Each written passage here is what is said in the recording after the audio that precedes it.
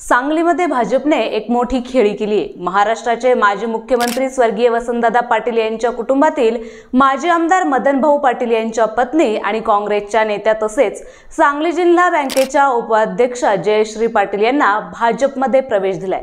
मुख्यमंत्री देवेंद्र फडणवीस यांच्या उपस्थितीत त्यांनी भाजपमध्ये जाहीर प्रवेश केलाय। त्यांच्या समवेत काँग्रेसचे 3 माजी महापौर, 2 माजी उपमहापौर आणि 8 माजी नगरसेवक यांनी देखील भाजपमध्ये प्रवेश केलाय। हा काँग्रेसला मोठा धक्का आहे आणि या पक्ष प्रवेशामुळेच काँग्रेसला मोठं खिंडार पडले। आता जयश्री पाटील यांना पक्षात घेतल्याने सांगलीत भाजपला काय फायदा होईल, त्याचप्रमाणे जयश्री पाटील यांना काय ऑफर दिली आहे तेच पाहूया या व्हिडिओच्या माध्यमातून। नमस्कार, मी प्रतीक्षा, तुम्ही पाहताय पुणे प्राईम न्यूज।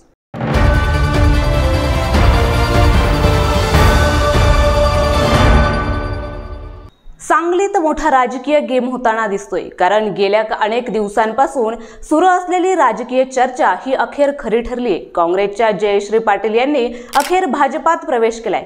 स्वतः मुख्यमंत्री देवेंद्र फडणवीस यांच्या उपस्थितीत हा पक्षप्रवेशाचा कार्यक्रम पार पडलाय। या पक्षप्रवेशामुळे आता सांगलीत काँग्रेसला मोठं खिंडार पडले। या पक्षप्रवेशात काँग्रेसचे ज्येष्ठ दिवंगत नेते वसंतदादा पाटील यांच्या घराण्यातील मोठा गट भाजपात सहभागी झालाय। त्यामुळे काँग्रेस समोर मोठं आव्हान उभं राहिले, कारण जयश्री पाटील यांच्या प्रवेशामुळे भाजपला सांगली जिल्ह्यात मोठी राजकीय ताकद मिळणार आहे। कारण लोकसभा निवडणुकीमध्ये सांगली पॅटर्न जोरदार गाजला होता। काँग्रेसच्या विशाल पाटील यांनी अपक्ष निवडणूक लढत विजय खेचून आणला होता। त्यांनी भाजपचे खासदार संजय काका पाटील यांचा लाखभर मतांनी पराभव केला होता। त्यांच्या विजयात काँग्रेसचे आमदार विश्वजित कदम आणि त्यांच्या वहिनी जयश्री पाटील यांचा सिंहाचा वाटा होता। परंतु विधानसभा निवडणुकीत मात्र हा पॅटर्न चालला नाही। सांगली विधानसभा मतदारसंघातून त्यांनी काँग्रेस उमेदवार पृथ्वीराज पाटील यांच्या विरोधात बंडखोरी केली। त्यात भाजपचे सुधीर गाडगीळ हे निवडून आले। बंडखोरी करणाऱ्या जयश्री पाटील यांना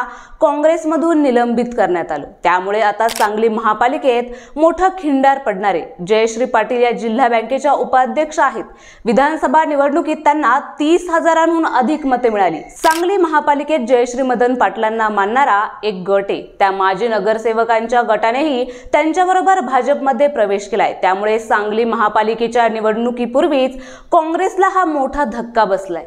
त्याचबरोबर जयश्री पाटलांना पक्षात घेताना भाजप नेत्यांनी काही आश्वासने देखील दिली असल्याचं समोर येतंय। त्यामध्ये जिल्हा नियोजन मंडळाच्या 2 जागा देणं, त्याचप्रमाणे वसंतदादा शेतकरी बँकेच्या चौकशीचा ससेमिरा थोपवणं, रिक्त असलेल्या सांगली सातारा स्थानिक स्वराज्य संस्था मतदारसंघातून विधान परिषदेसाठी उमेदवारी देणं असे शब्द भाजपकडून देण्यात आल्याचं बोललं जातंय।